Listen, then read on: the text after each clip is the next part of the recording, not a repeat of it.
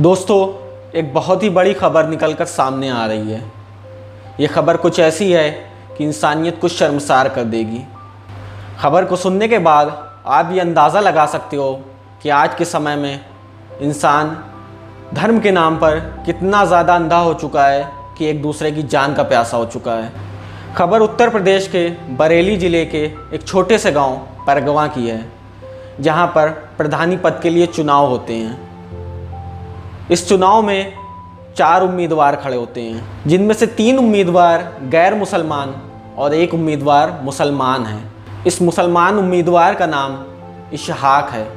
इशहाक परगवा गांव के ही रहने वाले एक साधारण इंसान हैं, क्योंकि इनका व्यवहार और इनका मैनर्स लोगों के साथ अच्छा था, इसलिए गांव के लोग इनको प्रधानी लड़ने के लिए सलाह देते हैं।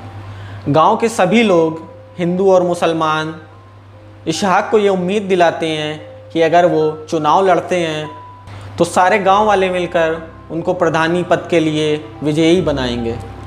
गांव वालों के इतने ज़्यादा दबाव बनाने पर इशहाक प्रधान पद के लिए चुनाव लड़ने के लिए तैयार हो जाते हैं। अब ये भनक चुनाव में खड़े हो रहे बाकी 3 गैर मुस्लिम प्रत्याशियों को लग जाती है और उन्हें ये डर सताने लगता है कि अगर ये मुल्ला चुनाव में खड़ा हो जाता है तो इनकी हार हो सकती है।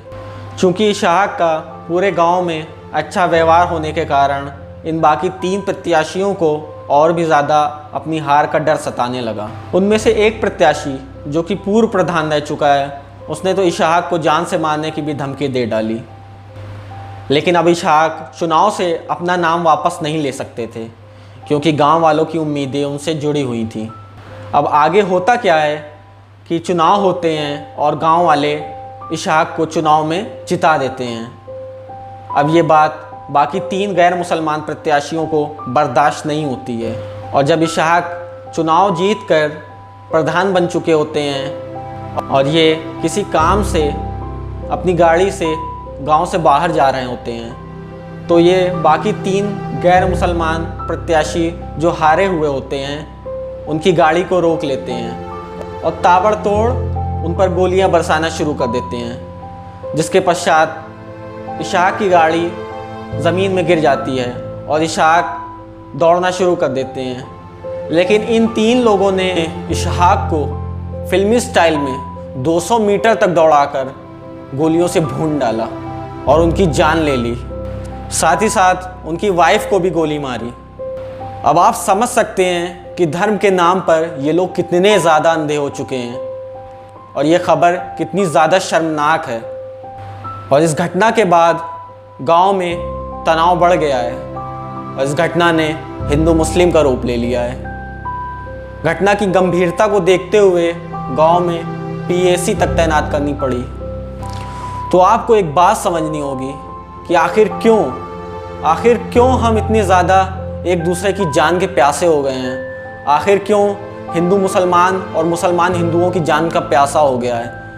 आखिर क्यों हिंदू और मुसलमानों के बीच इतनी ज़्यादा नफरत बढ़ गई है। तो इसके पीछे सिर्फ और सिर्फ गोदी मीडिया का हाथ है।